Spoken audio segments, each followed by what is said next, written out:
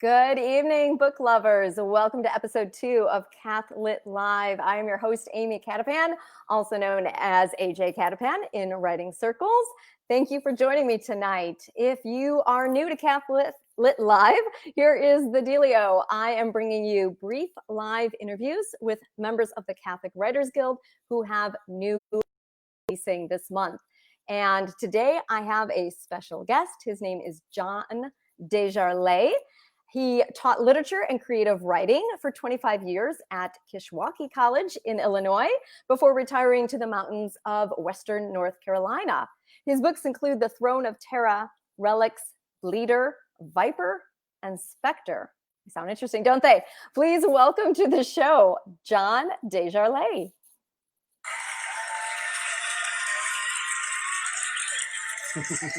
Love the applause. Don't you love it? It's just like being on the Tonight Show. Just, imagine you're sitting on the couch. Okay.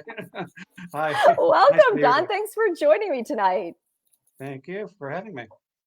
So you're going to talk tonight about your new book that just came out this month, The Light of Terra. Is it Terra or Tara? I should have asked before we started. Tara, I think, is preferred. Okay. The Light of Terra. It's a novel of St. Patrick. So tell us in about 30 seconds or so, your little elevator pitch. What is this book about? Oh, well, as the Roman Empire crumbles into chaos, the flickering light of civilization is in the hands of a teenage swineherd and shepherd at the edge of the known world. His name is Sukkot, but we know him as Patrick. It comes from Patricius, his Roman name. He was kidnapped by Irish pirates at age 16 and carried off to Hibernia, sold to a Druid chieftain. He learned Celtic lore from the chieftain's son. He falls in love with the feisty daughter, but after 6 years, he manages to escape after a hazardous journey, returns home and hears a call, an insistent call in a dream to come back.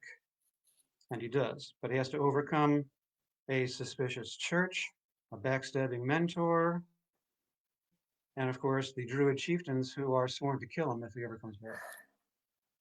All right. Now, I know a little bit about St. Patrick, but this sounds much more exciting than maybe the Sunday school version of St. Patrick. Why did you choose to write a book about him? What got you interested in St. Patrick?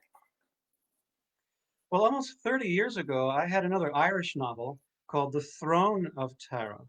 And it was the thrilling true story of Columba of Iona, the hot-headed Irish monk who went to war over a book. They were expensive, and there was a copyright issue about the copies.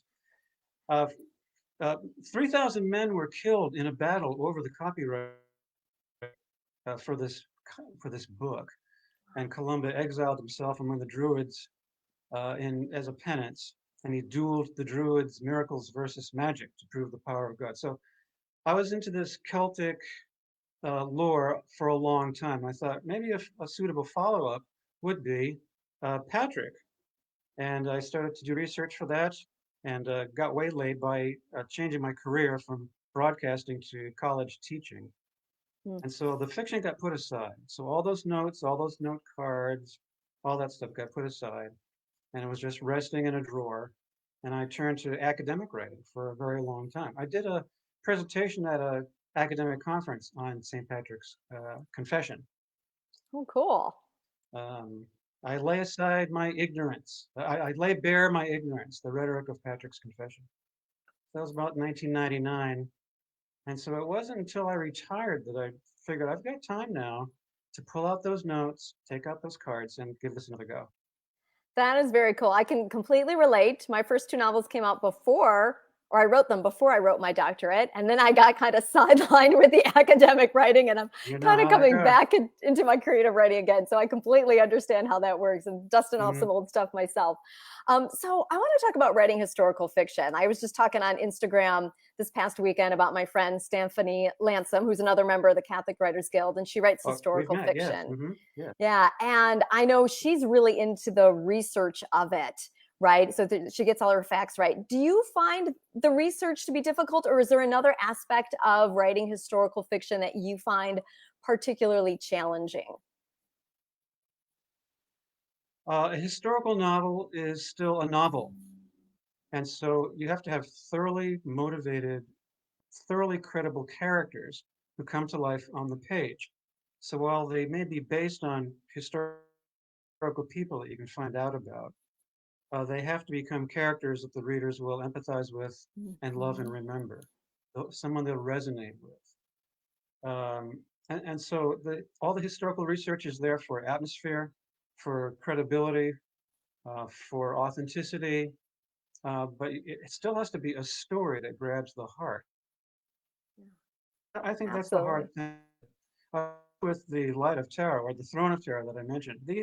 These Irish figures are so enmeshed in legend, and it's so ancient and difficult to find out what's true and what's legendary, Mm. what's plausible.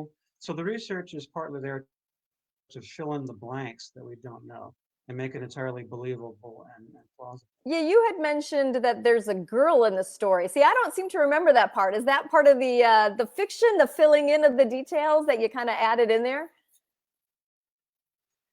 Uh, the Druid chieftain who purchased Patrick did have children about his own age. We know this. The son was named Gosacht, and there were two daughters. One was quite young, but the other one was about Patrick's age, named Brona.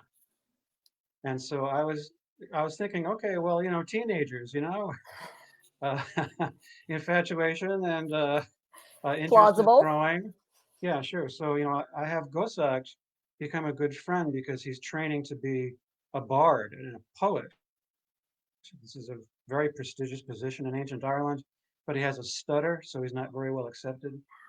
But Patrick is a ready audience for his stories and his poems and songs, and that's one way he learns Irish culture and language through his friend Gosak, the druid's son. And then, of course, the feisty daughter with this impossible romance. But that would raise the stakes, I thought, for Patrick, that as Mm-hmm. he thought about escaping, he would have to leave behind this fascinating girl, and he does, but he can't stop thinking of her.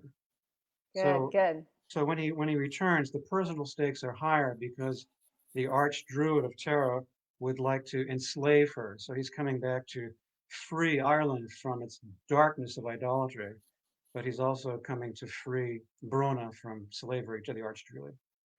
Oh, I love that. I love that how you're raising the stakes for the characters. Well, one more question here. What can we learn from the life of Saint Patrick? Like, what do you think the readers will get out of your story? I think they will see a person who is persistent, really dogged, quite stubborn, not in a negative way, but who has heard the call of God and will simply not give up on it, despite all the odds. The church is not even interested in missionary work. We consider this to be quite normal and